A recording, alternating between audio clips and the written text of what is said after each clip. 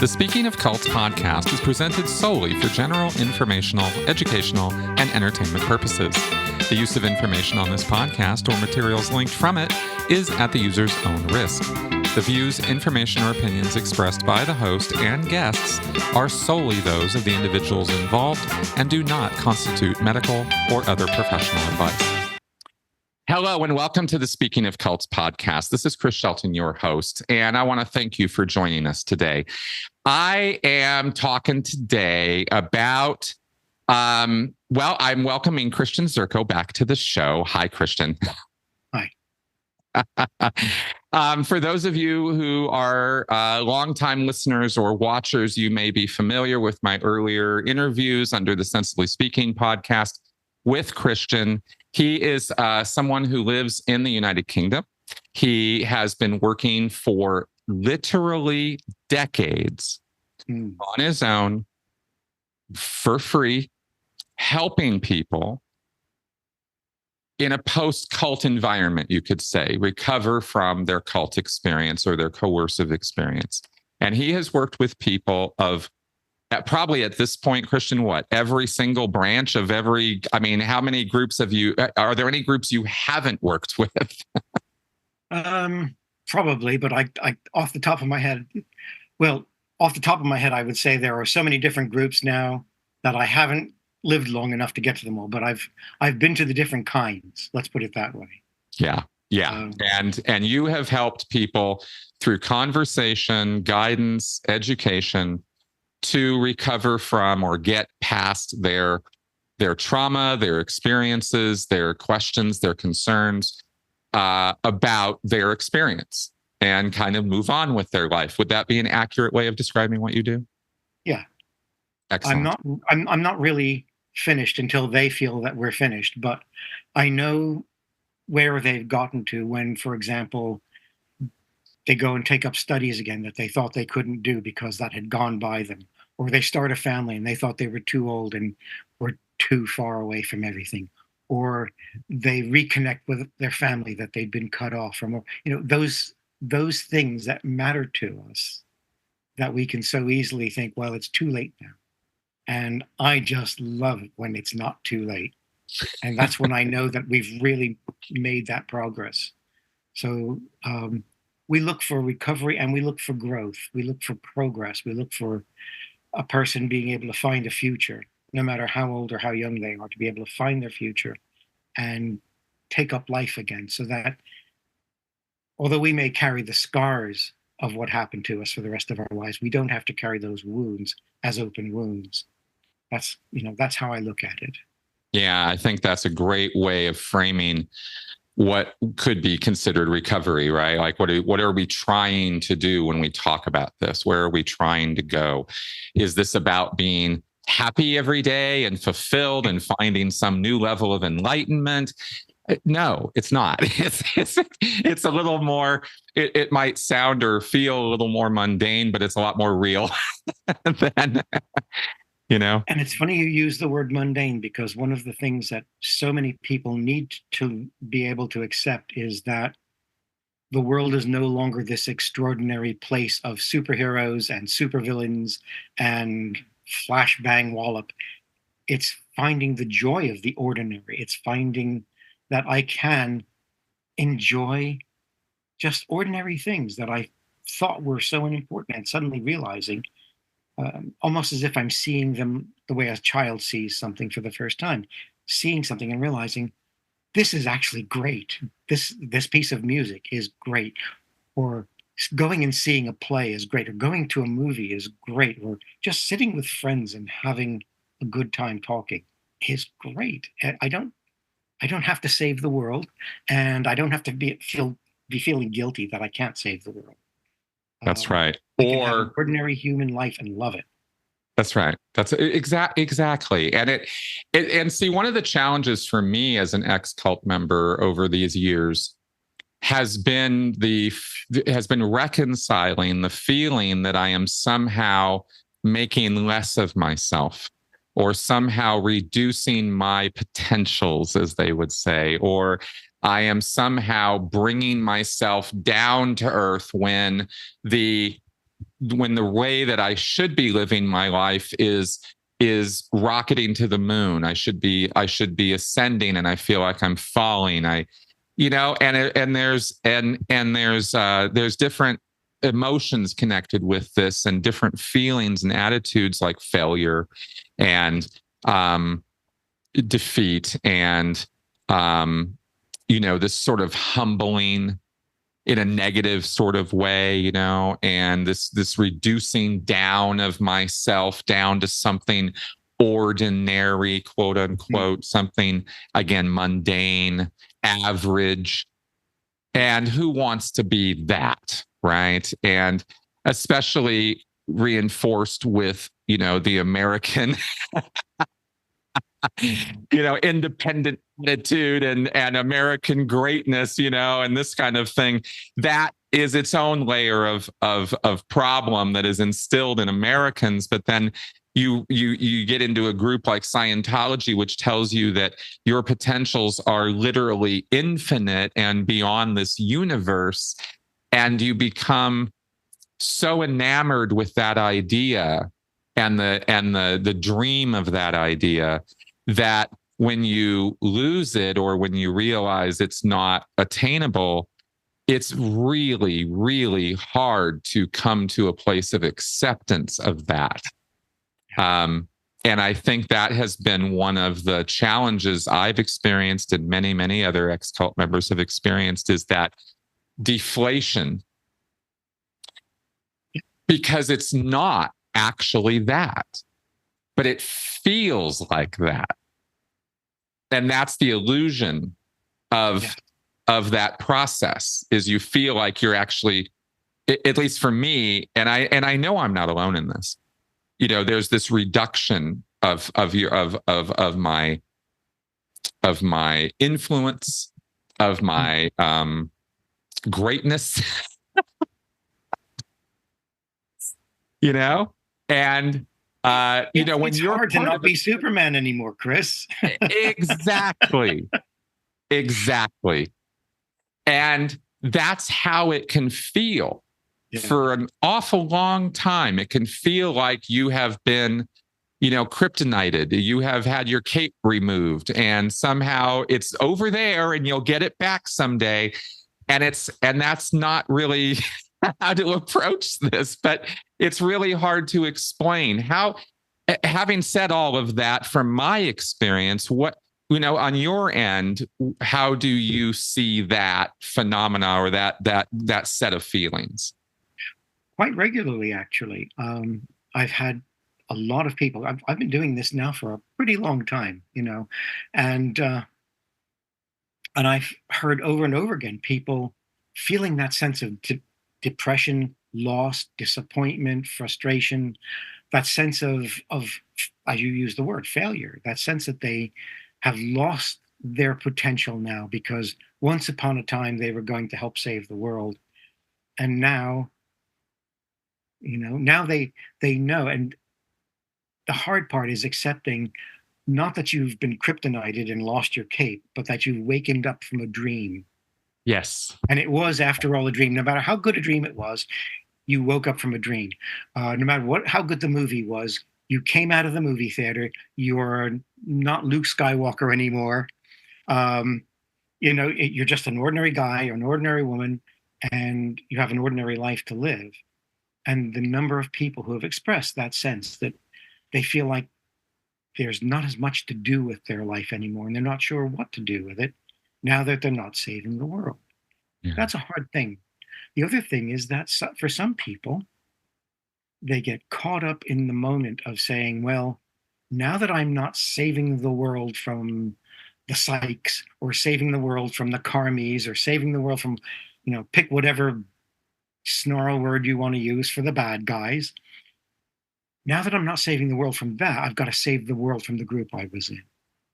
And if they're not careful, they can throw themselves into campaigning and activism in a way that doesn't help them to recover. They get stuck. It's not that activism isn't a good thing. It's not that campaigning can't be a good thing, but it can be a distraction. It can be getting stuck in that need that we have to make a difference. And making Yes. a difference is a good thing. But we need to do it from a position of personal health and well-being, not from a position of desperation and feeling like it's our last chance to make our mark on the world. That's right. And That's so exactly right. Yeah. getting past that sense that, well, if I'm not shaking the earth up, I'm doing nothing, which traces back to this idea that I have to earn the right to exist. I have to deserve to be here. Mm.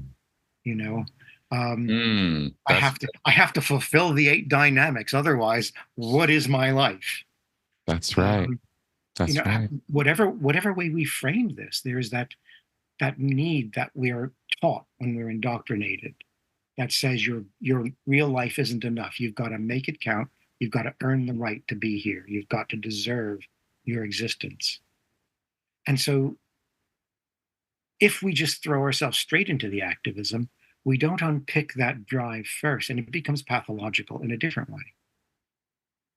And these are the kind of things that take time to address.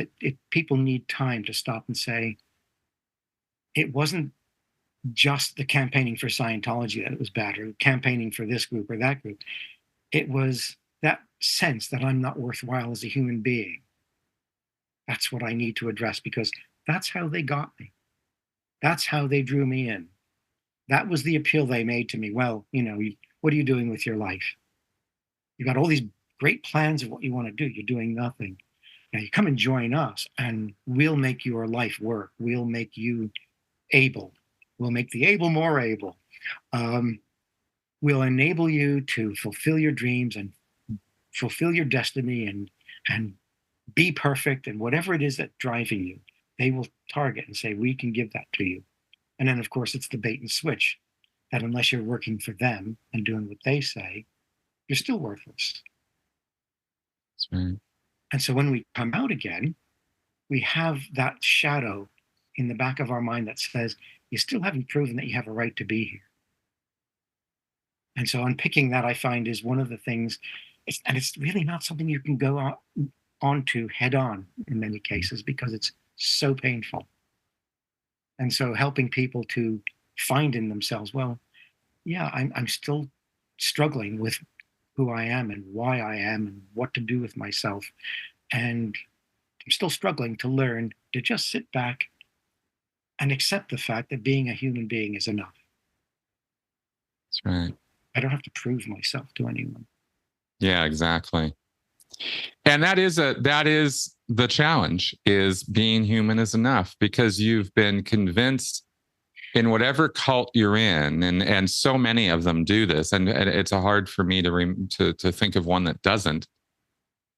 They specialize in creating this concept for you, this worldview for you, that you are so much more than you are.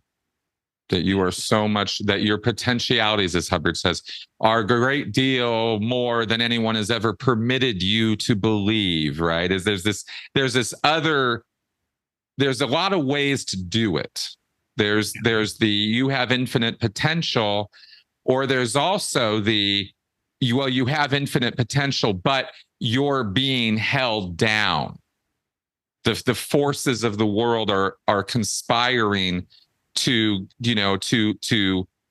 you're Gulliver, and the forces of the world are tying you down with thread, you fool, and you're agreeing with it, and all you need to do is stand up, right?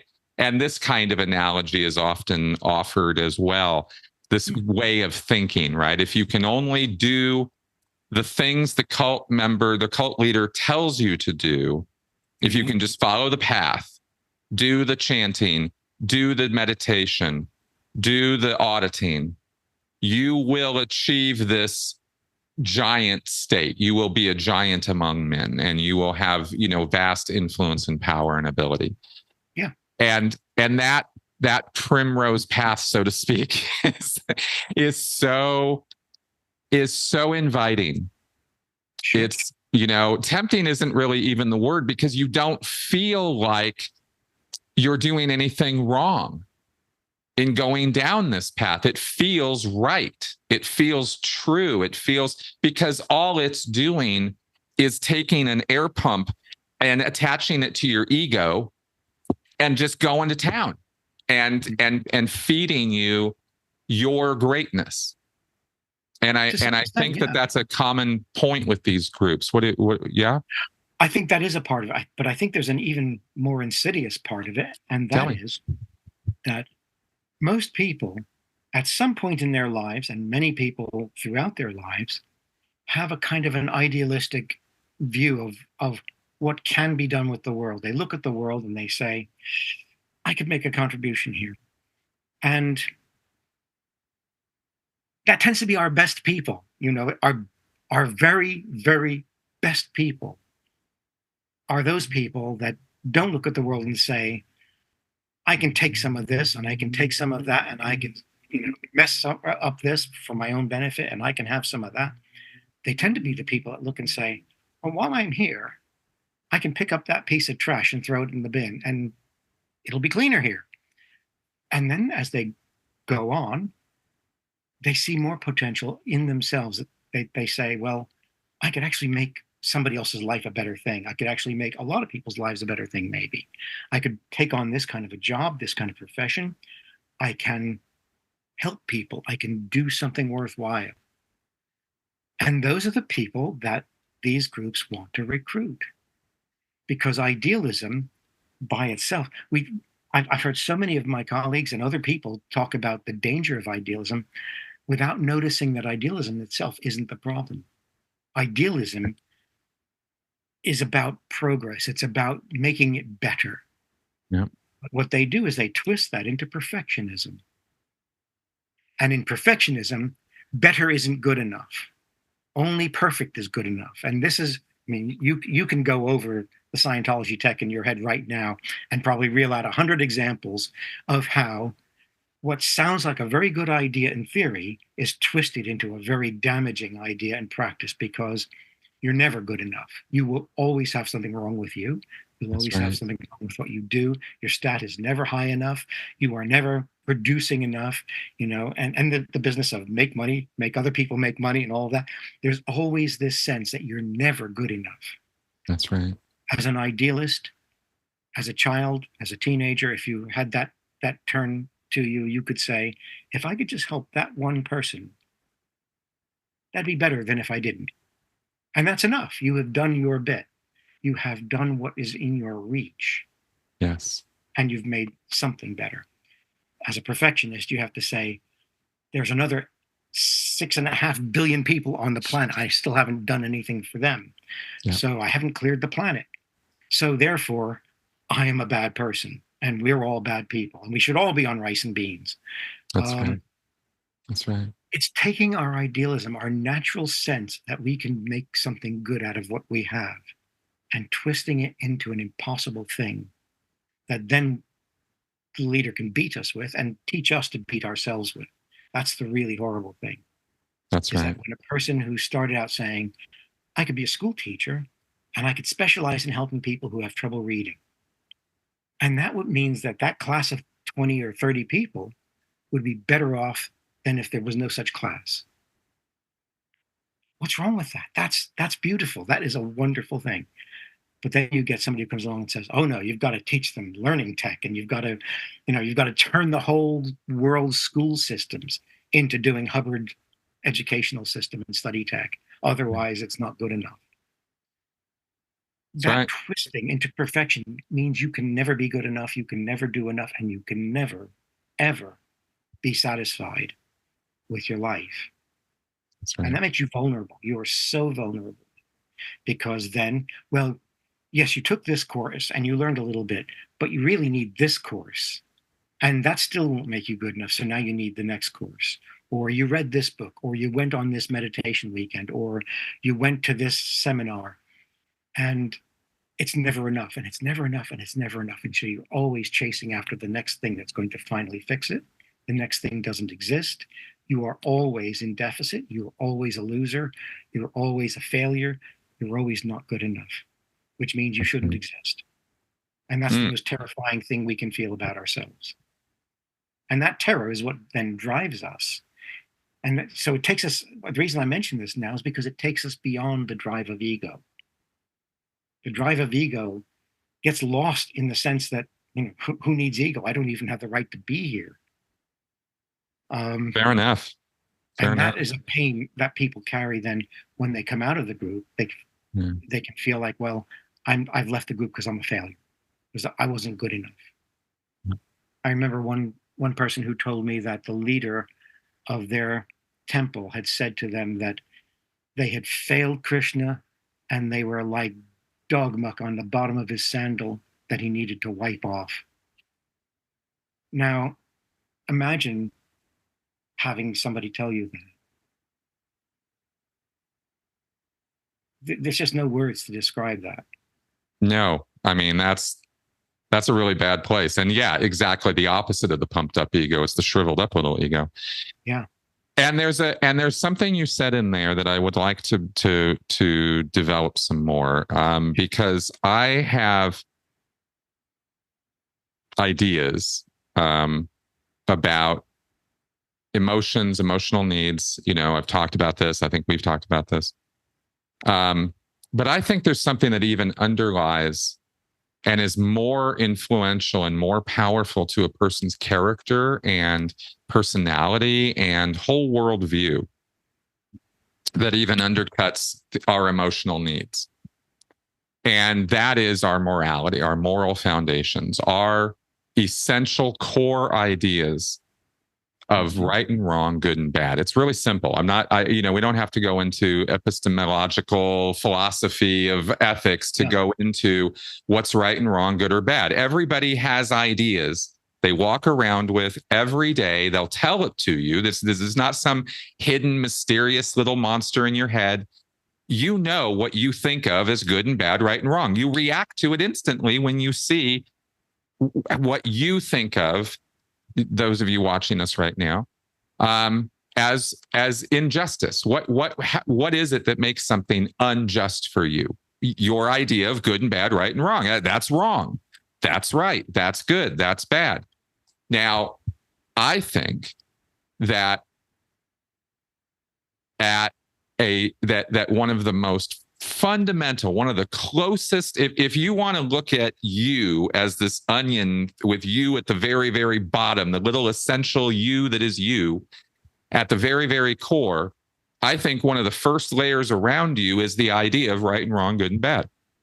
And I think cults and cult leaders purposefully drill down in a way, if you use this sort of sense or this concept I'm saying, they kind of drill all the way down over time to that core that is you, and they change your ideas. They get you to change. They get you to agree and change your ideas of what's right and wrong and good and bad.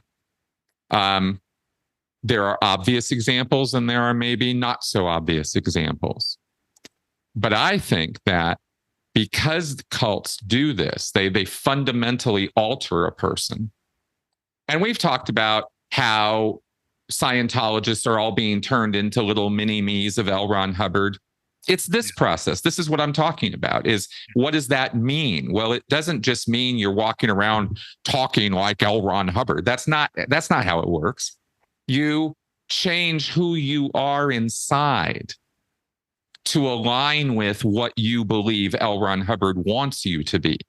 And that means you're going to have to line up with his ideas of right and wrong and good and bad. When he tells you psychiatry is evil, you have to go, yeah, psychiatry, it's evil. And you change your entire view of this thing based on that statement.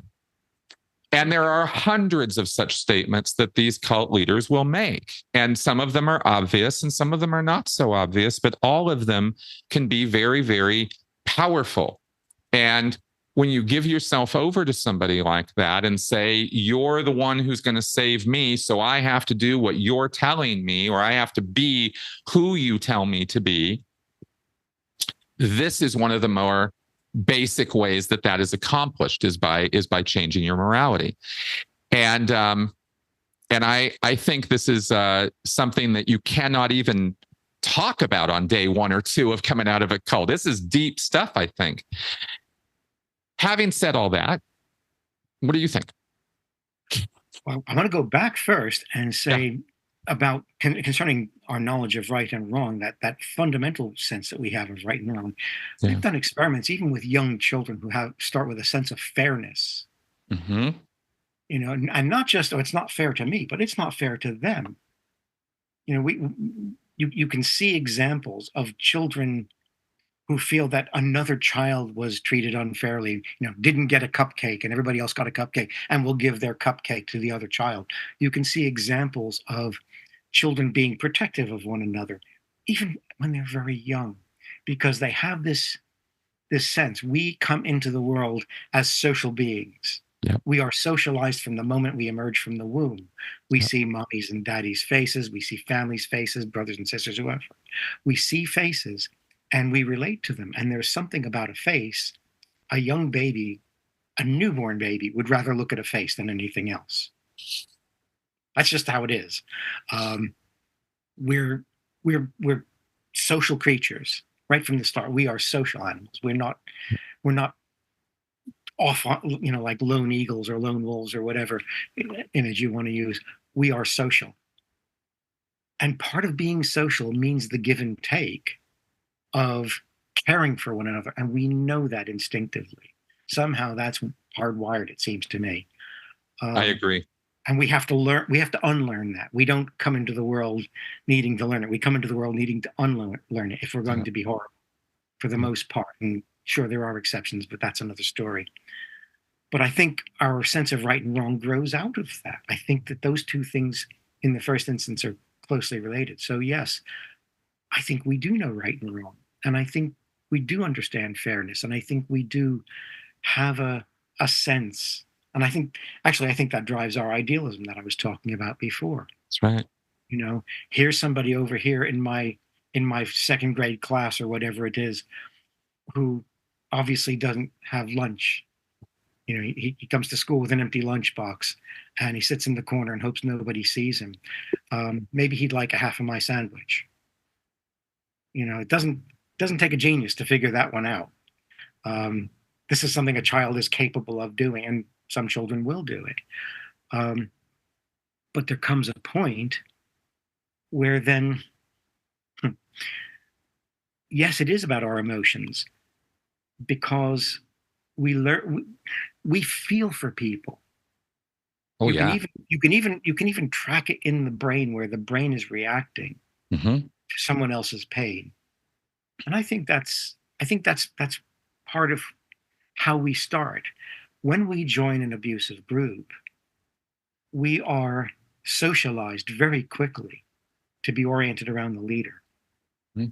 We learn that the leader is the new standard of right and wrong, the standard of wisdom, the standard of knowledge, the standard of strength, whatever the group is offering. But I think the thing that happens in many cases is that we self-select. You know, a pacifist is not necessarily going to be attracted to a right-wing militant survivalist group. Right. That might not be where he's going to feel or she's going to feel, I belong here, I've come home.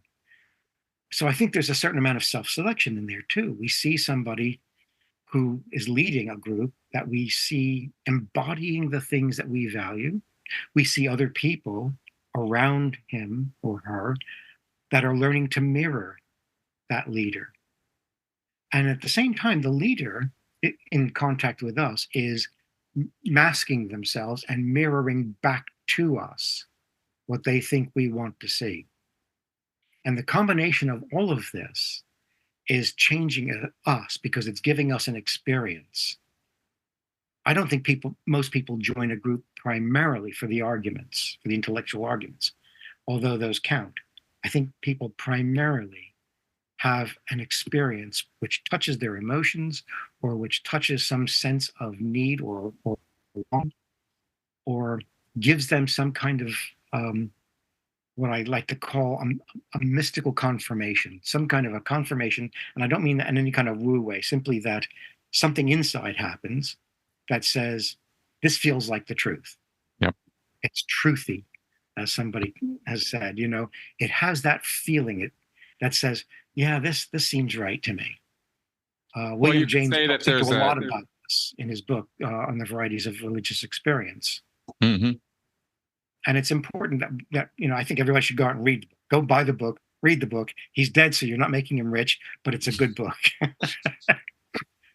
But he Well, makes this certainly that point. conversion moment, right? But he makes this point that Yeah. when we have an experience that, for whatever reason, roots us in what the leader is doing or what the doctrine is pointing to, and there are different ways of doing it, it makes us drop our guard. It makes us feel more like this is where we belong. So it can be a simple neurolinguistic programming technique. It can be hypnosis or self hypnosis. It can be through meditation. There are all these different ways of giving us a suggestion that gets under our guard and makes us feel like we are having the real thing happen to us. And that feeling then makes the words, the intellectual content, seem like it must be true. Absolutely. I was watching a documentary last week about Est, and I was Right. watching Werner Erhard in his full bloom original glory back in the 70s, talking at a room of people who did not look very happy. And he was not saying things that were designed to make them happy. He was saying things that was designed to impinge on them and make them feel, wake them up. And he was doing so at the top of his lungs. He was shouting at them while he was doing this. And it occurs to me that these moments, these pivotal conversion moments you were just referring to, don't always just happen in a moment of peace and light. They can happen with somebody yelling at you and you realizing, I've been a fool, I've been a sinner, I've been walking around in a daze. He's right. My life is on autopilot. I mean, it could be, it's not always a blissful picture. I wanted to point that out just to round out the picture of how these moments look and feel and sound for people, because they can look and sound like awful moments, but they're still convincing moments. Yeah. And there are all kinds of ways of orchestrating it. I mean, people going into basic training in the military. Yes, there are some people who are all gung ho and they just can't wait to come out the other side with the badge of whatever branch of service they've signed up for. There are other people there who are there for some other reason. Now, this was more commonly observable when we had the draft in the US. When the draft disappeared, you didn't see as much of it. But I knew people back then because I was alive when there was a draft. And I knew people who grumbled about it and hated it, that they were being drafted. And the last 2 weeks before they went, to Fort Dix or wherever they went, they just were miserable. And then they came back after basic training, and it was like, who are you? Something had happened in there. Now we know the drill instructors, the drill sergeants are not treating you nice. They're not being nice to you. And in the 50s and 60s, they really weren't being nice to you. They were allowed to be a lot worse than they can be now. But people were coming out of this experience of sleep deprivation in some cases, but hard work in all cases, being shouted at, being humiliated in many cases. Some of the stories I heard of what went on in there are horrifying. But people came out of those experiences saying, I really get it now. And they were just, full on. That's right. Focused. You don't have to enjoy it in order to be changed by it. That's right. And Est, especially the period of time you're talking about, Est was not a pleasant experience for a lot of people. And some of these other large group activities that they do, these large group training sessions, they're not fun now even. But people go there and it's like a kind of a purging. They've now faced the worst they can face. I remember reading a story of somebody who went to one of these earlier versions of a large group training, and explaining how there was this one particular day when they were all made to lie down, and then the lights were turned down, and the voiceover essentially was designed to make them afraid of the crazy people all around them. Hmm. So that you had people becoming more and more anxious that, these people, after what's happened to them, they're not safe. I am surrounded by unsafe people in a darkened room. And then the speaker flips it over and said, and they're just as afraid of you. And they said that the emotional release, the rush that they got from that, was so exhilarating that it just transformed them. Hmm. You know, Yeah. there are so many ways of manipulating us to give us those kinds of emotional highs and lows and releases, to take us places in our emotions that we didn't intend to go. That's And by right. doing that, it becomes what I've called a mystical confirmation. It becomes an experience that says to you, this must be true. If it can do that to you, it must be true. And And that makes you then sometimes, vulnerable. well, and sometimes that experience you have, that micro moment, is a piece of truth. Can be. I mean, it's not a lie that when you're in a room of people, everybody else feels towards you the same way you're feeling about everybody else, right? Absolutely. I mean, there's a truth in there that you go, oh, okay, yeah. But then what they do to you as a result of this, right? Well, that's right. Because what they've done is they've taken this truth, and this is this is something we've seen in so many ways in the work we're doing. They take that piece of truth and say, well, if this is true, then everything else I've told you is true.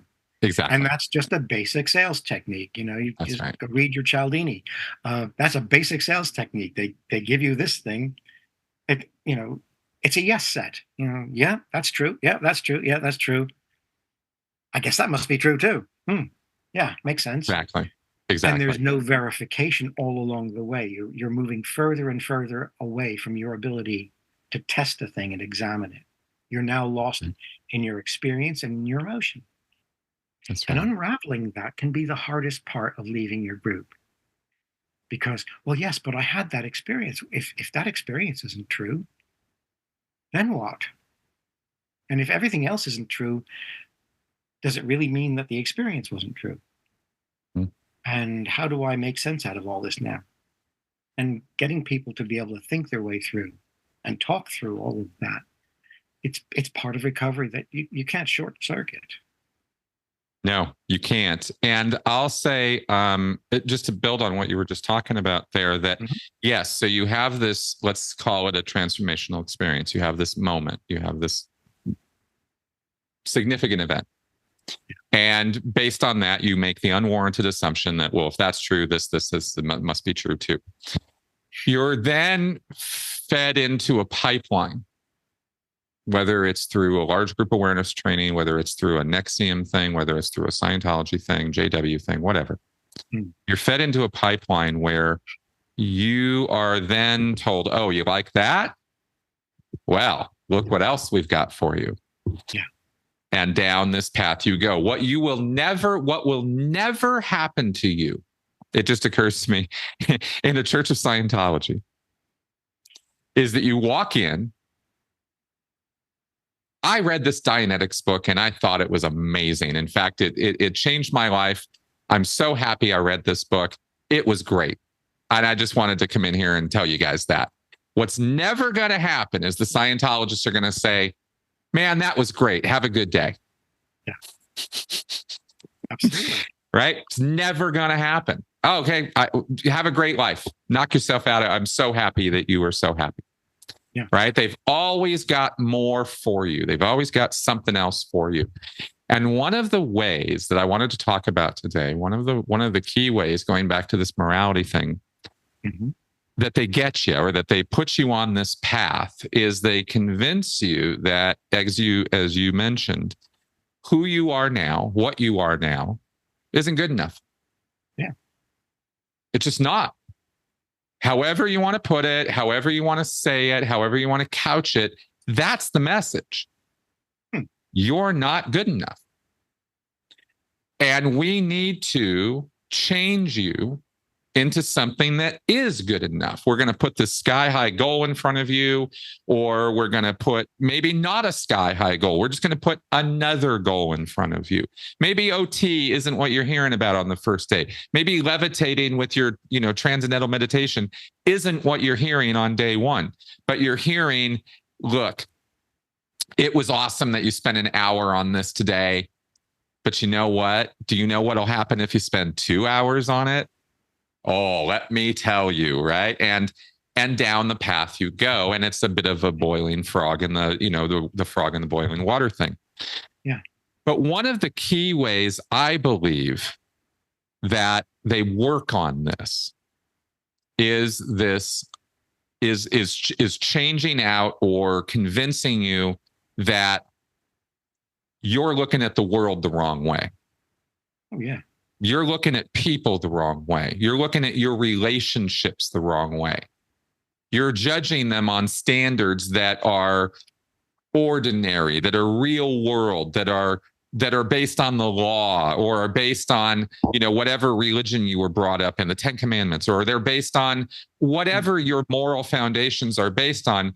We're here to tell you that's not really good enough. And in order to accomplish your goals, now that we've hooked you, now that you've had an experience that makes you want more, that might be another way of describing what that experience is. It is something that makes you want more. Yeah. We're going to lead you down this path, and we're going to change your ideas of who you can connect with, what you can talk about, who you can associate with.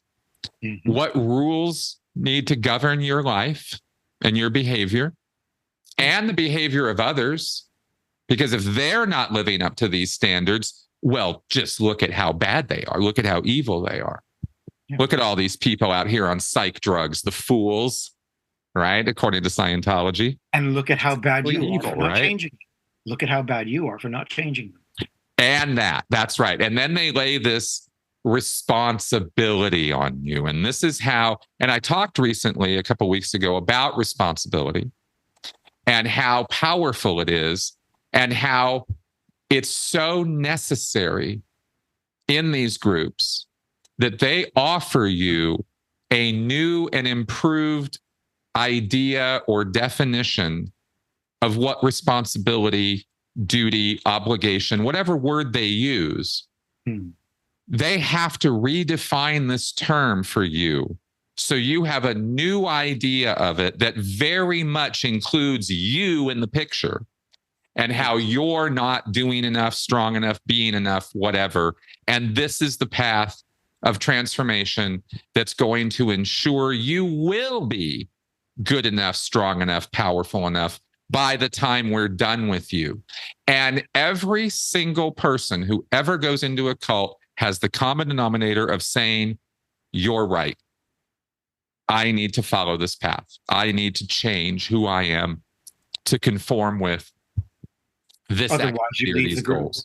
If you don't agree, then you eventually leave the group. You look at it. Well, that's right. That's nothing and to do it's waking up to that, right? It becomes nothing to do with you, and sooner or later you're looking for the door. Yeah. And every religion of this kind, or not even religion, every self-help group, every large group awareness training, every management training, you name it, and they all have this idea that there is a core of followers who are really committed. And then there's the outliers who are on the border, can't really count on them, but maybe we can draw them in to finally wake up. And then there's the outsiders, of course, who are either just raw meat or they're the enemy. But getting people to make that step in, to have that fixed glare of commitment, that becomes everybody else's responsibility, because everybody eventually has to look at the world and say, we have to get rid of the psychs, we have to clear the planet, we've got to do this, we've got to do that, we've got to accomplish this. Yeah. And they will sacrifice anything. They have to sacrifice anything to get there. That's the goal. And of course, once you've had your own experience of confirmation, your own inner truth, as it were, that says, well, nobody's ever made you feel like this before. As soon as you have that, you've got to do something about it. But look where you are. You're surrounded by people who all have already gotten to where the leader wants you to get to. So these are people who are already in front of you, and they're modeling to you the correct behavior. So in Rajneesh, you knew all these other people were behaving a certain way when they were living at Rajneeshpuram, and they knew this is the way to act, this is the way to conduct yourself.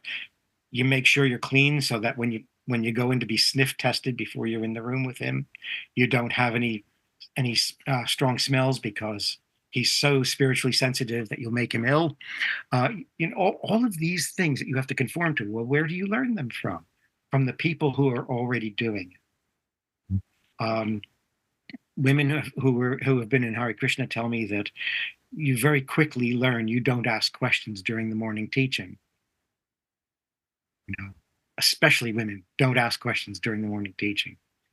Just not what it's like now. I don't know, but I know going back some years, they just didn't ask questions because they were very soon encouraged to stop doing that. Because the people who are already your elders in the group are modeling to you good behavior, accepted behavior, and there are certain ways that they warn you off doing the wrong things. So you've got that going. So you are remodeling yourself. Even if you're the kind of person who always asks questions or always challenges or always says, but what about this idea? Or didn't you read this fact? Or did you know that there was this report? Even if that's who you were everywhere else in the world, you very quickly learn you don't do that in the group. Yeah. And you remodel yourself. You hide parts of yourself. And the whole environment is at work to deprive you of reinforcement unless it's fitting into what the group expects of you. So you've got very strong control going on. And even the language is teaching you that there are certain ideas that you can't really express properly. One of my favorites is Scientology and the word reasonable. Yes, please. And every group has that kind of use of language that says there are certain ideas you just have to get over, because we don't do that here. And anyone who's read 1984 and gone on to read the appendix about Newspeak will see that this is something that George Orwell knew about back in the 30s and 40s. He'd figured out that the way this works is if you control the language. He says it point blank. If you control how people speak, you control how they think. Bingo. And that means you control how they act. Yeah. And so all of that's pressing you. And it's not like you're under threat to behave right. It's simply that all of your experience and all of your external props are pushing you in one direction and not another, because reality is redefined by this. Yep. If I go into a pub here right now with England playing football and I start rooting for Slovakia or Germany, I'm soon going to learn I'm in the wrong environment for doing that. I should stop, go home, or else start rooting for England. The environment determines what is the best course of action for me. And so I've got very strong pressure to conform. And of course, the conformity experiments that have been done reinforce this. Even on little things, even things that don't matter, we conform very quickly. On things that matter, we learn there's a cost to not conforming. That's and right. So that's what's happening to us in the group. It's not that we're being coerced into obedience, it's that we are being narrowed into obedience. The options are fewer and fewer and fewer, so that our behavior becomes more predictable. Because reality is different in a group like this. Yeah. And then we have a leader. You're talking about bounded choice, right? You're binding the person's choice. And then we have a leader who is modeling to us what we are supposed to desire to become. He's modeling, or she's modeling, our ambition. That's right. and telling us, well, if you're going to be a really proper human being, you've got to be like me. I'm the ultimate. I am where it's at. Um, I'm Keith Raniere, and I'm the most intelligent person who's ever lived on the face of the earth, and I'm sexy and desirable and clever and all the greatest things that a person can be. And why aren't you like me already? Well, you just need to learn from me how to do that. And we see where that goes. People are willing to do the most horrendous things to try and fit into the mold, because the mold has become the most real thing in their lives. Okay, this is a yellow ruler. It's something that draftsmen, mechanical drawing people, architects used to use. I don't know. I don't think they do anymore, because this was my father's. Uh, that's how old that is. Um, and I know it's made out of wood and it's painted. Well, I don't know what it really is. I don't know everything there is to know about the molecules and atoms and subatomic particles. And maybe that's not even what real means about this thing. I just know it as I experience it. I've got an internal idea that tells me something about it. The idea is accurate enough that I can interact with it correctly. I'm not going to hit myself in the head with it because it would hurt. Um, but if you warp my map of reality, you can predict my behavior. You don't have to interfere with reality. You just have to interfere with what's going on in here, what I think about reality and feel about it. And that's enough. If Right. I really believed I could fly, I would never walk again. That's a fact. If I really believed I could fly, when I go home, I'd open this window and I just zoom straight home, and that would be me. Who needs to walk when you can fly?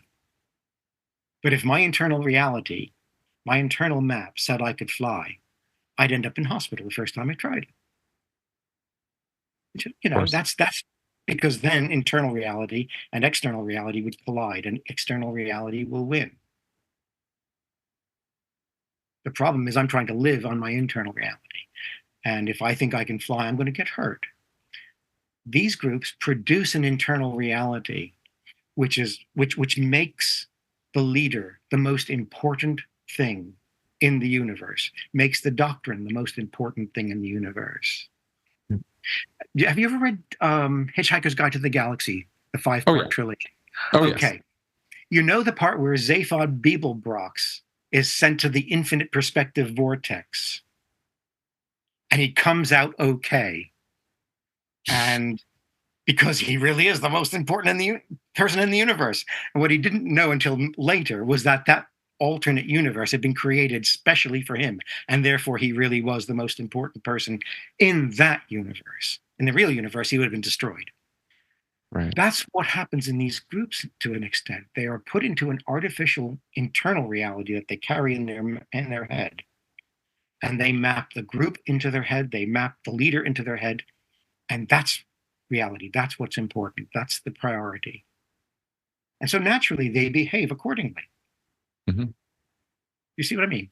Oh, absolutely, I do. And my question now is, so what happens to that person once they have an epiphany or that moral outrage moment or that break, the deconversion moment, and suddenly the leader isn't all that in a bag of chips anymore? Suddenly the purpose is seen as a false purpose, or that it was an illusion or delusion the entire time, right? That moment Yeah.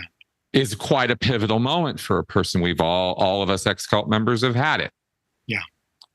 Once you have that moment, does all that mental mapping just go away? No. What happens is it begins to unravel little by little. It's like that favorite old sweater where the thread came loose and starts to get little holes in it in all the awkward places. And that's what recovery is really about. It's about figuring out how to do without that favorite sweater. It's the discovery, for example, well, the leader told us that this action was wrong. We just found out he always does that action. He's told us that eating meat is a bad thing, and there he is eating a hamburger.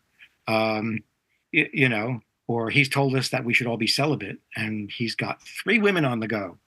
Or whatever it is, we find out that one little thing. It doesn't take the whole map apart, but it does make us begin to fear and to doubt. It does make us begin to feel insecure. And at that point, we have a couple of ways to go. We can cover it up. Cognitive dissonance is a wonderful thing. We can compartmentalize that shock and say, well, there's some good reason for it. And when I'm purer, or when I'm wiser, or when I'm more technologically advanced, or whatever the group is selling, when I get there, I'll understand why this thing happened. Or we can say, well, it's a lie. It didn't really happen. It was some kind of thing that seemed to be happening. It wasn't really a hamburger. It was a vegan burger. Right. These people are all his sisters, and he was just having them over for a nice lunch. There was no sex. Or, he wasn't really stealing the money. He was giving it away to charities. And we can make these stories up, and that covers it over temporarily. How long it covers it depends on what else happens. But there is a break that potentially has taken place now. And for that person, they're a little bit shaken, even if they patch up the hole. But eventually what happens is, oh yeah, and the other thing that they can do is simply to move on to another group that's a better group. So, you leave this guru because you found out that he's molesting the members. So you go to this guru over here, who's one of his former disciples who left. And, well, as far as I know, he's not molesting the disciples, so I'm safer over here. And it's only later you find out whether he is or not, but for the time being, you've moved on. And that's not an uncommon thing for people to do, because there's still the mindset, I've got to prove myself and make myself worthy. I've got to find the technique or the technology or the path that will get me there. I've got to follow the right person, and I've got to live in this true reality. I've got to stop believing the nonsense of the people who don't believe the master. And I've got to find the right people to be with. So you'll get this thing that we call cult hopping taking place in some cases. But eventually, if the person does come out, it's usually because they've asked themselves questions like, did it actually work for me, or was it all a 3-card trick? Did I really get the benefits I went in there for? Maybe even somebody from the outside, a concerned family or member or friend, will say to them, why did you join? And they'll say, well, because I thought this would happen for me. Did it happen for you? Actually, no. And that'll start them on a course of action, or some other reason where they will have this nagging doubt that the group isn't delivering what it's supposed to deliver, or where it's something they didn't know it was. When that happens, they then become able to ask other questions like, what do I really believe? This thing that I think I believe, where did I get that from? Do I really believe that all these people that say something different from my leader, are they really 18-foot long invisible lizards from Venus, or whatever the thing is?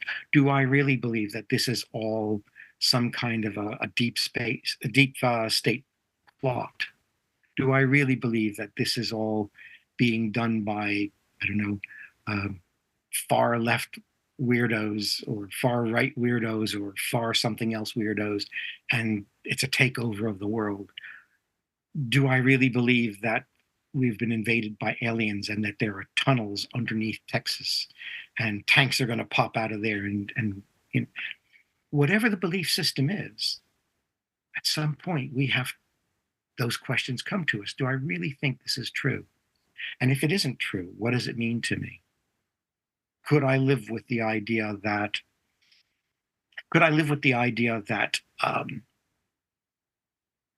ex-politician, I'm not going to get into any sides here, do I really believe that ex-politician is really working for X group? Or do I think he's just a bad person? Do I really think that that Satanists are kidnapping our children and sacrificing them in a pizza hut or pizza restaurant or wherever it was. Do I really think that? And if I don't, if I go there with my gun ready to shoot all those Satanists and save all those babies, and there are no Satanists and no babies and no basement and no sacrifices, what does that do to the rest of my system? People do ask those questions eventually.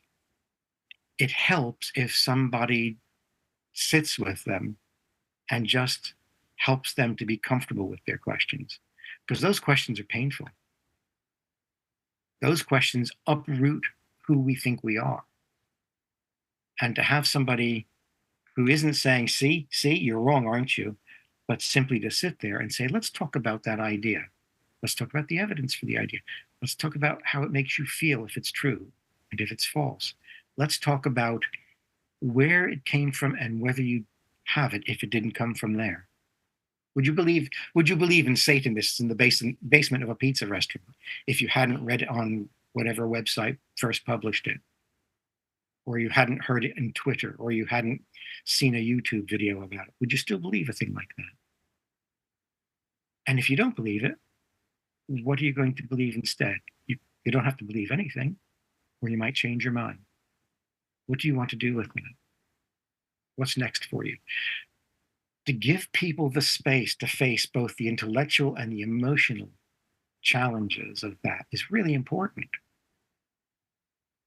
And to know how to tease that out and make them feel safe doing it, that really matters to someone. Yeah, so, yeah, for sure. Does that actually answer the question, or have I gone off? No, that's fine. I was happy to have you talk about all of that. So thank you for that. What I wanted to go to next on that is that while all of this conversation and discussion about this stuff and introspection about it is good and is very, very needful as part of the recovery process, what I unfortunately seem to see an awful lot of in our world is people who come out of these spaces of extreme belief, of extreme morality, our way or the highway, us versus them. You are evil and must be destroyed as an attitude that they carry with them as cult members, are not so easy to give up or even think about as something wrong. Yeah.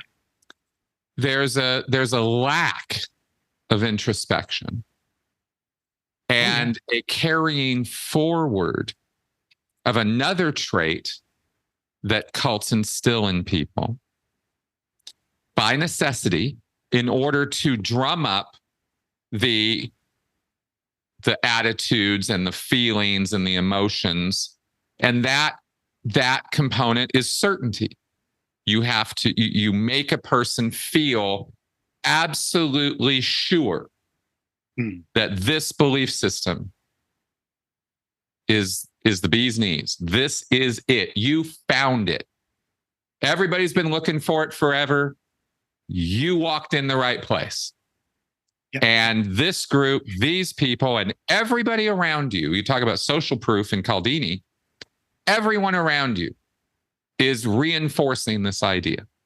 Yeah. And that's all we need for that internal map. You are absolutely right about that, because we don't live our life from some objective 300-foot view. We live our life from within our head and within the mental map of the world. And it's not an accurate map of the world. It's our picture of the world. Yeah. And the cult leaders specialize in painting that picture red, you could say. Changing it so that you are in a state where you are certain. Your ego is both inflated and deflated at the same time, alternately. That's called trauma bonding. And you are abused, you are manipulated, you are actively lied to over and over and over again by a group of people who don't even know they're lying. So it's sort of a cataclysmic combination of factors here. There's no one thing that's being done to you. There's a number of things being done to you. Oh, yes. And when a person wakes up, has their epiphany and their moral outrage moment, or whatever the break point is, it feels like, having experienced it myself and having counseled a bunch of people on this, it feels like it all comes shattering down. The glass breaks, the picture falls. It all comes tumbling down. And you're like, oh my God, I was such a fool. And, and all that stuff that we experience when we realize how wrong we were about something. And we all have had that experience, whether we were in a cult or not. You all know what I'm talking about. Yeah, of course. But it's an illusion that it all comes crashing down. Because I have yet to meet one person who was able to give it all up in 24 hours, who could change their entire mental map overnight.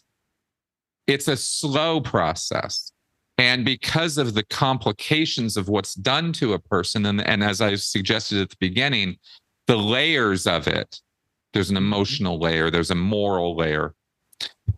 It's just a way of thinking about it. There's other ways of thinking about this, but this is kind of how I think about it in these layers. And there are people who come out of these situations, myself included, who it requires a great deal of introspection, of self-reflection, to even begin to see how invasive these ideas and beliefs and attitudes were, and how deep they can go, and how you can walk out of the cult and leave it behind you forever and still act exactly like a cult member. Yeah. Right? Because and the way I think about it is because the emotional needs and the information that's given to you, unless you go debunk it, it sticks with you because you don't have something new to substitute for it. So you're still thinking with the old ideas. You're still thinking with what the cult leader gave you. And it can go down to a level where you're not consciously thinking about it. You're not sitting there telling yourself, well, L. Ron Hubbard told me that communication is the universal solvent, therefore it's the universal solvent. You're not having that conversation with yourself. Instead, you're just sitting there thinking to yourself, well, I need to talk to this person because communication is the universal solvent. And it doesn't occur to you that that's something L. Ron Hubbard indoctrinated you to believe, because there are some situations where talking it out isn't the appropriate thing to do. And you can get into trouble with some of these rules and some of these mantras and beliefs outside of the cult. And when it comes down to the core values of right and wrong, good and bad, as I was talking about, these are powerful, low-level ideas we carry around with us. And we don't think to ourselves, well, the Bible says, therefore. We just go right to the therefore. Well, this is the rule. And this is who I am. This is how I think of the world. It wasn't how you always thought of the world. It's how L. Ron Hubbard or Majorish or whoever taught you to think about the world. And until you go back and examine it and break it down, you're going to continue to think about the world that way.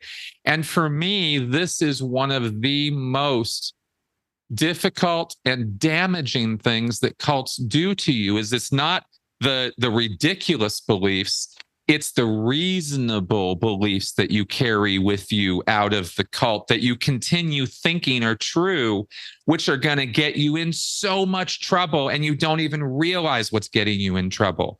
And conflict and interpersonal difficulties and arguments and wars even, because, for example, in Scientology, and for people who are raised in Scientology, attack, never defend. There's a Scientology principle: attack, never defend. Yeah. And they don't think, well, L. Ron Hubbard told me attack, never defend, therefore. It's just instilled in them that this is how you live your life. You attack. Yep. You don't defend when other people come at you. You rip them into shreds. And that's how you navigate your life. That's a successful life. That's the moral high ground, is when I'm doing that, I'm good. I'm a good person. And there are 1,000 such beliefs that are instilled in people at the moral level. Yes. That carry on beyond the cult. And I'm curious, from your experience with this, how that breaks down for you, how you see that manifest with people and how you address it with them. Well, there's something we haven't talked about. There's something, the thing is, as you said, the recovery process is so multi-layered that to talk about any one layer is to ignore the others, by definition. And I like the idea of layers because it is like peeling an onion and and preparing an onion. And sooner or later, you realize, oh, there's another layer here after all. And then you go at that one and you think, well, now oh no, we're not done. But what we haven't talked about is the way the indoctrination is modeled. It's modeled by the group, it's modeled in the language, and it's modeled by the leader himself or herself, as I've already said.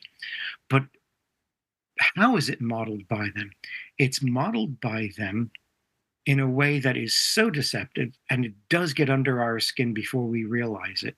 And it is why I use the word extremist to describe this kind of a group, because it employs psychological distortions, cognitive distortions. And it's one thing to say, if I'm a physicist, it's one thing for me to say, well, these are some principles of how light works, and there are other people who have other ideas. Or, well, this is one theory of multiple universes. There are other people who have other ideas, and some people who say there's no such thing. Mm. That's fine. Where we go in an extremist group is, this is the way multiple universes work, and all these other people are wrong and they're trying to deceive you. So that makes them bad people. Now, no scientist is ever going to say that, but somebody who's pretending to have some kind of ultimate revelation about the nature of reality might. So we see, and one of the reasons this is so deceptive and so powerful on us is because we see it modeled increasingly in ordinary society outside of an extremist sect. But within the extremist sect, they teach us black and white thinking is the way to think. They teach us that catastrophizing any situation is the way to think. They teach us to overgeneralize. They teach us to magnify things out of proportion, to minimize any good thing. So, that person who disagrees with me is now my enemy. He's not just somebody who disagrees, he's an enemy. And if he's my enemy, then he's the enemy of my entire group, because I'm the leader and I know best, and he's not in the group, and he opposes me, he disagrees. Maybe he just asked me a question that I didn't like. So now he is the bad guy, he's the enemy. So I've generalized him, I've magnified him from being somebody who asked the wrong question to being Satan himself. I've minimized all his good points. He may be a really good person everywhere else except asking that one question. But now all the good things about him mean nothing. And so we go through this whole thing of black and white thinking, this other thing that sometimes is called mental filtering, where we are very selective in what we notice and what we ignore, and just all these other things, which within a psychological point of view are cognitive distortions, which is to say they are ways of thinking badly. They are ways of deliberately overemphasizing some evidence and underemphasizing other evidence, to the point where I have to be right always. I don't even know why you're asking or challenging or thinking about it. Why do you need to think? I've already told you what to think. And because that's going on in an extremist group, it means that the level of certainty that the individual member has eliminates all possibility of questions. So now people who ask questions are bad people. They're bad actors. If you've asked a question, you're a doubter, you're an opposer, you're a Satan, you're a worldly person, you're, whatever it is that the group hates, you're one of them now because you're not certain. And if you're in the group and you're not certain, well, then you've got to do something about that. Maybe you've got to scrub a floor with a toothbrush, or maybe you've got to stay awake all night praying and banging your head on the floor, or maybe you've got to meditate longer, or maybe you've got to do some special kind of penance or something. You've got to do something to become certain and to prove you're certain. Maybe you've got to strike an effective blow against an enemy. Um, every group has its way of doing this, subtle or overt, of making you entrench yourself in more and more certainty. And so when one of the things I have to pay attention to is where I hear black and white thinking. It's a universal. I have never had an ex-member who didn't exercise black and white thinking at some deep level because it becomes habitual. It's the way to survive. One of the things I haven't mentioned yet is that when we internalize the group as our map of reality, we begin, like any map, a map is in part a predictive tool. If I go north on this road for a half a mile, I will reach this landmark. Mhm. And so having a map that accurately resembles the group and the leader's own teaching and attitudes means I can predict when the leader's going to be angry at me. I can predict when he's going to be happy with me. I can predict when other members will be jealous of me, or whether they will approve of me, or whether they will perhaps even encourage the leader to recognize me, or perhaps tell tales to the leader to get me knocked down a few pegs. I can predict all that because I've internalized the map of how everything works. And so I begin to model my behavior not after I'm told off, but so that I don't have to be told off. Now I begin to predict. The leader expects me to smile when he looks over my direction. He expects me when he walks too close to me to get down on my knees and touch my head to the floor, or to try and touch his foot, or to offer him a flower, or whatever it is that the group has built into its reality. Because I have that map up here, I begin to predict to the point where I've internalized the leader himself. And I've had ex-members tell me that it was almost as if they could hear the leader telling them, you have to do this now. You mustn't do that. This is the way you're supposed to feel. Why are you like that? And it's very strong. It reaches the level almost of hallucination. Not quite, but almost the level of hallucination where they're so sure they know exactly what the leader wants. That they avoid trouble. They avoid being scolded or punished by going where the leader will want them to go in their minds, doing the right thing, saying the right thing, behaving in the right way. And at that point, they are not being overtly controlled. They're not being coerced. They are willingly um, surrendering to the manipulation, because the manipulation is the map in their head. That makes complete sense, of course. Thank you for describing it all that way. You won't remember this because you weren't alive at the time, but in the 50s in school, we had, you will have heard about it. You may have even seen old videos of it in YouTube, duck and cover. Oh, we did that in school too. But yes, I remember duck and cover for earthquakes. But yes, Well, we did duck and cover because we were expecting the Soviets to attack that's us right. with nuclear weapons. That's right. Now, we were so convinced that this was what was going to happen, adults and children alike, that we all knew that we had to be, as soon as the siren went off, we had to be in the basement of the school and where the lunchroom was, and all the lunchroom tables had to be propped up on an angle against the wall, and we all had to crawl behind those tables because somehow that was going to protect us from nuclear blast. Now, I know that this sounds terribly petty, but it's a reality that we all had, if to use my model, we all had an internal map that said nuclear attack was quite possible. That's why we had siren testing every Saturday at noontime. We had testing on the radio for the Conrad alert system. People old enough to know what I'm talking about will recognize it. Conrad alert system will be tested for 3 minutes every noontime. We had testing on the both radio and TV for this, and everything everywhere was devoted to being ready at a moment's notice to find some place to hide yourself, which was a perfectly pointless exercise because that's not how thermonuclear weapons work. You're going to die. But we were thoroughly indoctrinated. Do this thing to somehow try and be safe. Never occurred to us to say, but there's where the bomb's going to land.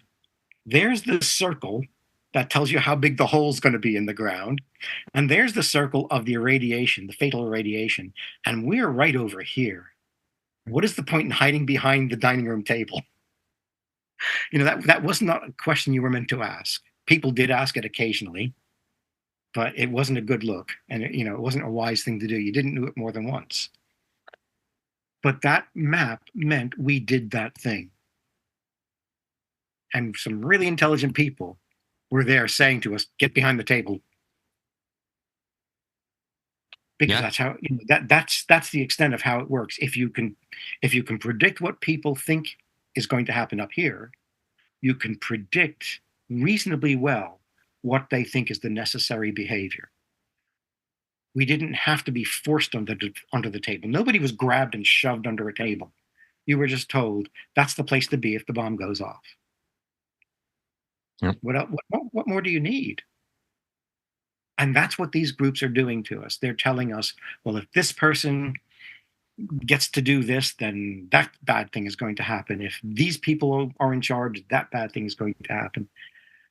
These people aren't just wrong about one idea. They're just wrong about everything. They're enemies of the human race. They're trying to destroy all life. They are, the worst thing in the world. And so we learn this hatred, and we learn to express this hatred. That's right. It's a really effective ploy to do that as well, because whether you're a cult leader or a government, it takes the attention away from you. Yeah. And it puts it on an enemy. Yeah. And if there's one thing that unites people, it's a common enemy. Absolutely. Something to fight, something to be against, something to stand for. And something to fear at the same time. And something to fear. That's fear right. is a motivator. Oh, huge. But here's the trick, right? Is giving somebody something to do, even if it's useless, will make them feel empowered and less afraid of the thing, even if they should be terrified of it. Yeah. Like the nuclear explosions, right? Like, at least I know something, right? And this is not dissimilar to the very real threat, just as there was the threat of nuclear war in the 50s and 60s. And it was a real threat. Don't Absolutely. Just because it didn't happen doesn't mean it wasn't a real threat. We were in a Cold War. That was a reality. It didn't happen, and thank goodness it didn't happen. We're all better off for it not happening. We were raised in California with earthquake fear. And this was not an illegitimate fear. Earthquakes happen in California. They happen all the time. I lived through a couple that were quite devastating. But the idea that you could stand in a doorway, right? When I was a kid, this was what you were taught, is stand in the doorway or get under a table. One of those two things. And it only came out, a few years after. Yeah, don't stand in the doorway. The door's going to knock your ass. You're going to hurt yourself, right? So these things can change. But my point is that giving us something to do gave us some, as children, I remember this so distinctly, gives you this idea, well, I've got something I can do. Yeah. And it gives you a path of certainty, a path of action.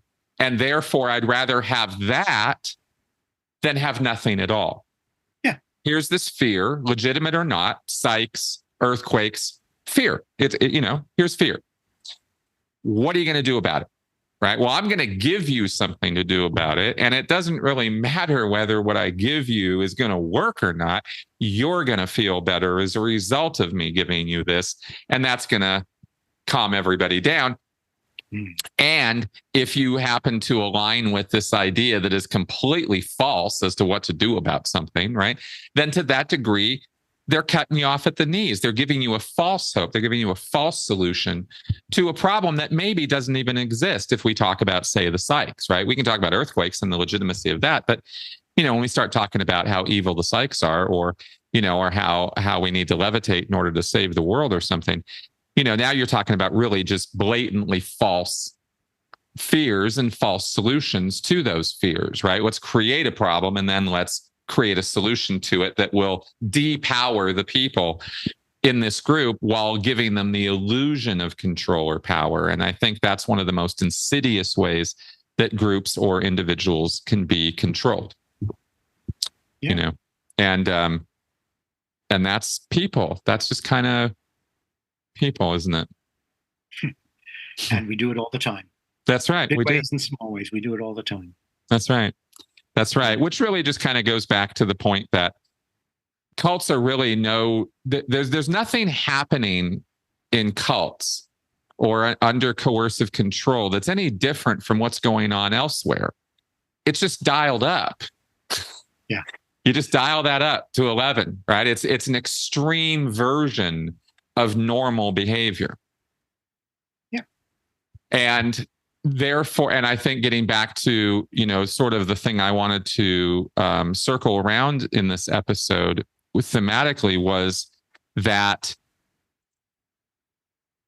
unknowingly, unwittingly even, we can carry those extreme ideas and extreme activities out of the cult with us as individuals. We were so mistaught or conditioned or trained or indoctrinated. There's so many words for it. But we were taught a map of the world. I love the way you put that. That has dragons on it that aren't real. Like they used to have on the old maps, right? Here there be dragons.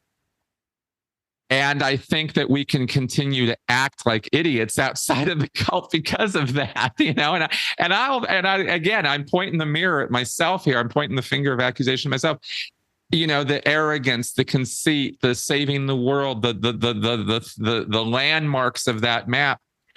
It takes time to reorient yourself and redraw those things.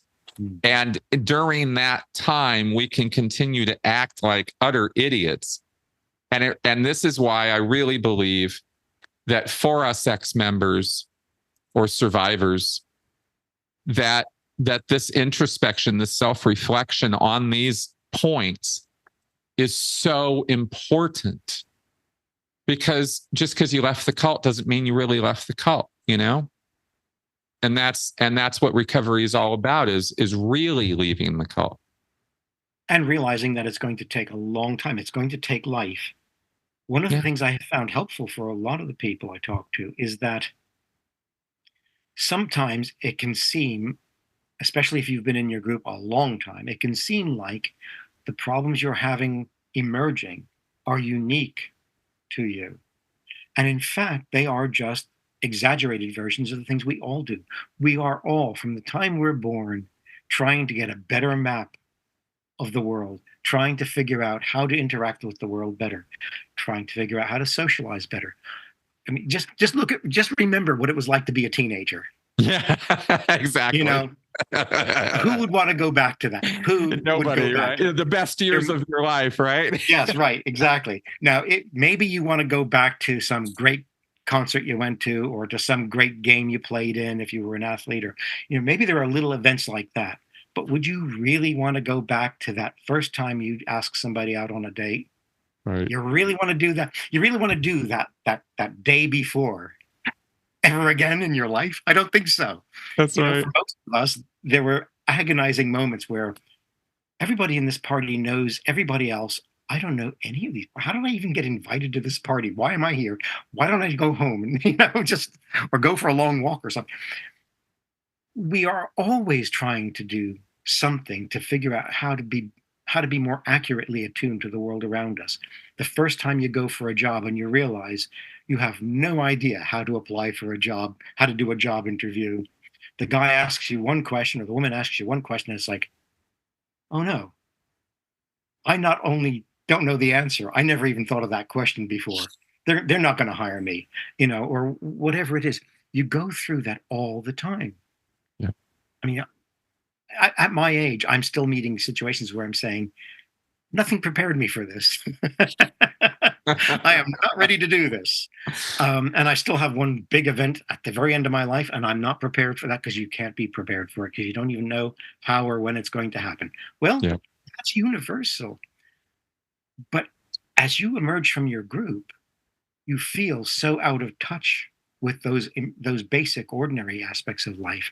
It can feel as though you're trying to do something impossibly hard. And I find sometimes it just helps to remind people.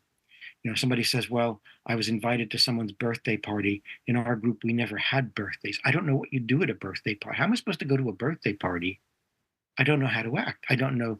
Should I bring something? Do I have to say certain things, or what do I do? And they're panic stricken. We've all been there to some extent. Maybe not over birthday parties because we got those from the time we were 3 if we're lucky. But the basic social situation, that's awkward. And some of us are not extroverts. So some of us will always be awkward in any situation involving more than 3 people in a room. But it helps for people to understand that life is a learning experience and it's okay. Making a mistake isn't being wrong. It's just making a mistake and learning from the mistake and doing the next thing after that. So to some extent, just normalizing the struggle helps some people. Just realizing, you're becoming normal now. When you were in the group, you had a rule laid down. You don't go to birthday parties. What do you think you are? We don't do birthdays. They're That's evil. Right. Mm. And now you get to choose. A, do I want to go or not? B, if I go to a birthday party, do I want to go to this person's birthday party?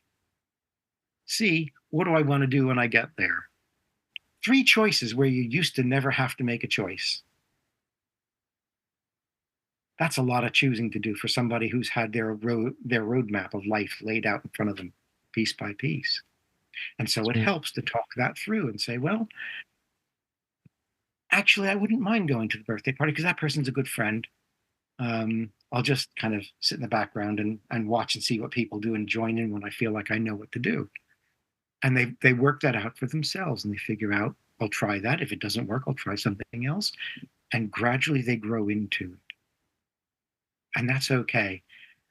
It's okay to grow into things. We don't have to be spot on first time. Right. Right. Well, very, very rarely are we. Even when we think we have that lucky day, right? Even when we think we know what we're doing, it can go terribly wrong, as we've That's seen right. with other people. That's right. But that's part of leaving the group. When you leave the group, is accepting the value system's different out in the rest of the world. That's right. So the things you would have judged yourself and condemned yourself for last year, you don't have to condemn yourself for this year because they don't count anymore. Those rules don't matter. That's right.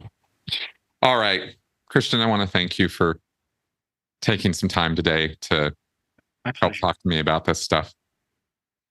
There's one other thing I just want to mention as an addendum to that, and that is that, and this is something I've talked about before with other people. I don't think I've mentioned it here though, and that is that what we can think of as destructive manipulation is not a special thing that cults do, that abusers do. It is ordinary communication and ordinary interaction, which is twisted for illegitimate means. Yep.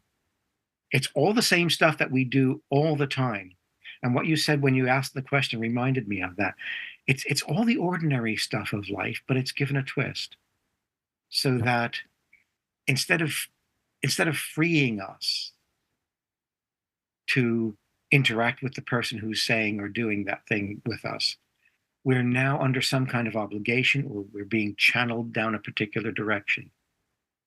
And that's what makes it so powerful. And the reason it's important is because when we talk about brainwashing, we so easily think that it's some kind of thing you do to somebody and they can't help themselves, they turn into zombies.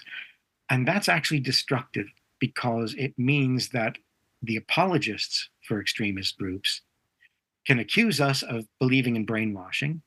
I never use the word except in situations like now, when I essentially am debunking it. I don't use the word because too many people think they know what it means, and they don't. And they think they know what it means, and it means the wrong thing. And it means that they think, well, if I'm not experiencing this zombification, nothing bad is happening to me. That's right. And it misses the point that we are being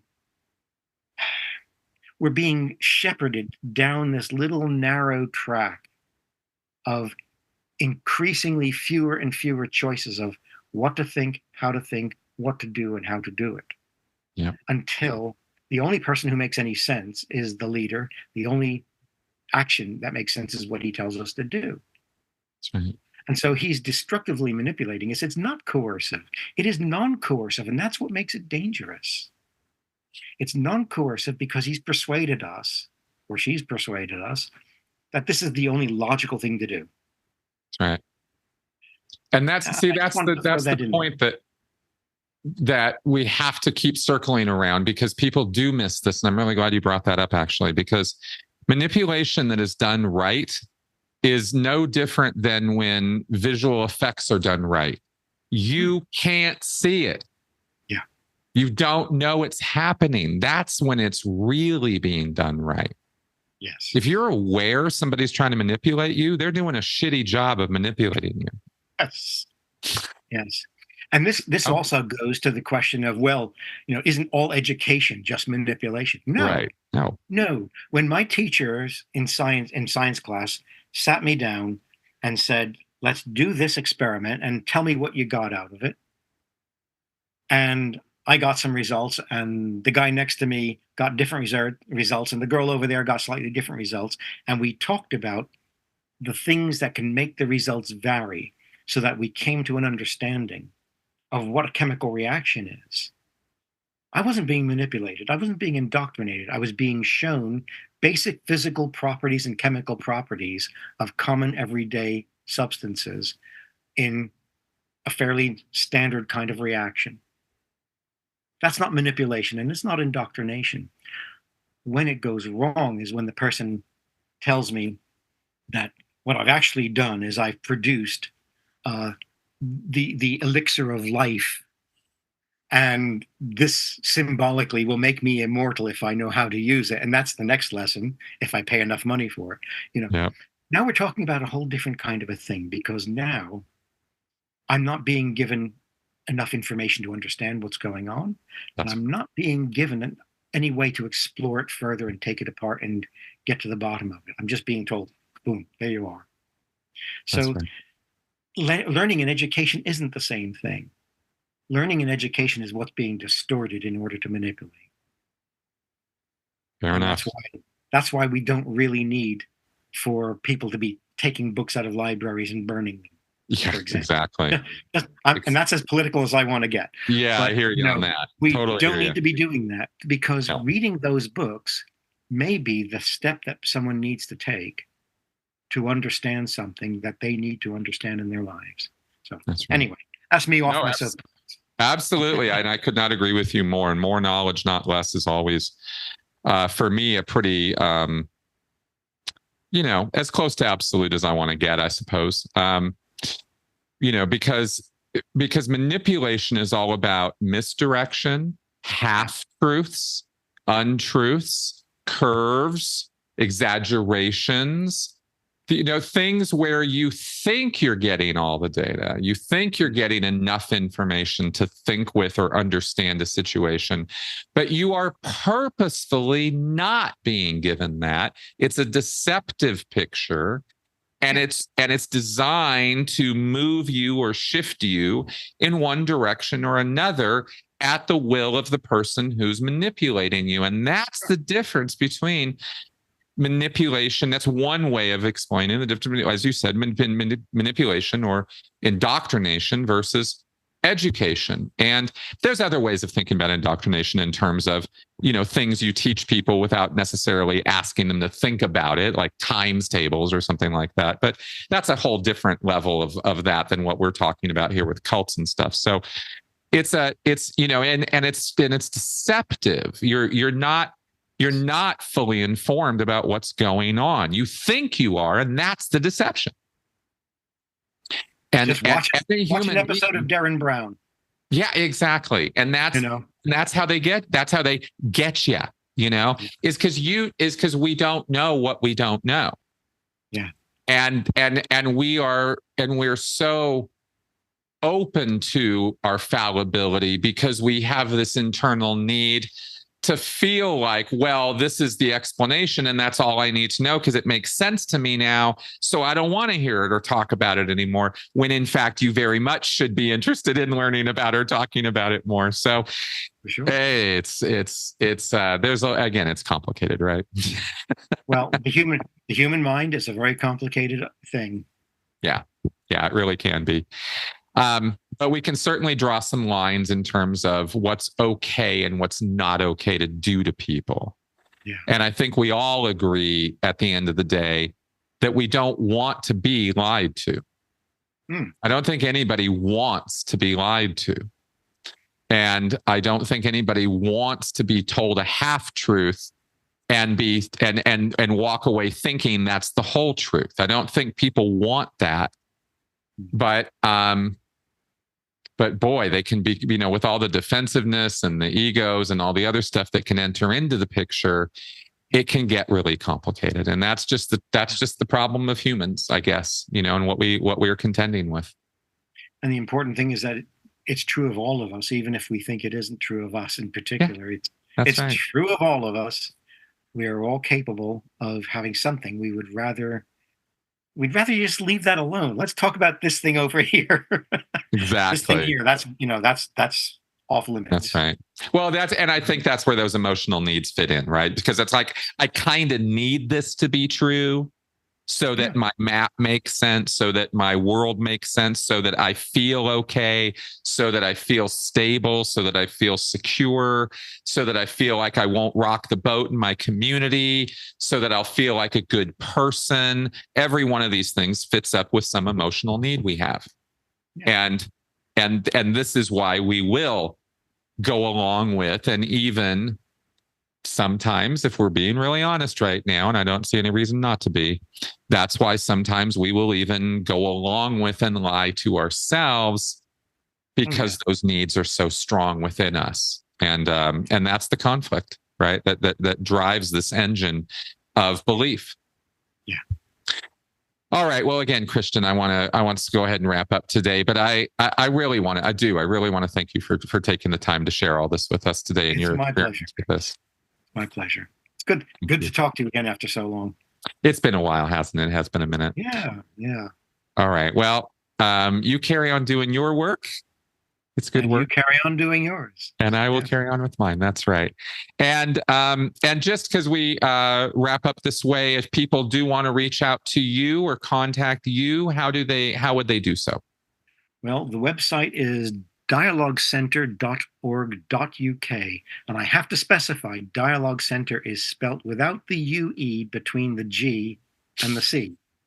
Because otherwise you go somewhere else, or you go nowhere, or I don't know, something goes wrong. So there's an email address there. There is a phone number there, but unfortunately, I'm having a certain level of dispute with my phone service over how to get it to work again. They're trying to transform us into full fiber. And I think that's where the breakdown is. They're having a bit of a technical difficulty getting the connections all laid in the ground and everything. They've spent ages trying to make this work, and I'm hoping real soon now. So I would say don't bother with the telephone, but by all means email me, and let's talk. Great. Perfect. All right. Well, I will definitely include that link in the show notes in the description section here on YouTube. and in the notes on the audio podcast. So you'll be able to click on that link and connect with Christian if you want to. All right, folks. And I will also throw out there, of course, that if you want to contact me and, have some consultation or whatever, you can reach out to me as well. And through my website or through askforshelton@gmail.com. And of course, I hope you subscribe to the podcast and the channel. And on that happy note, I will see you guys next week. Bye-bye.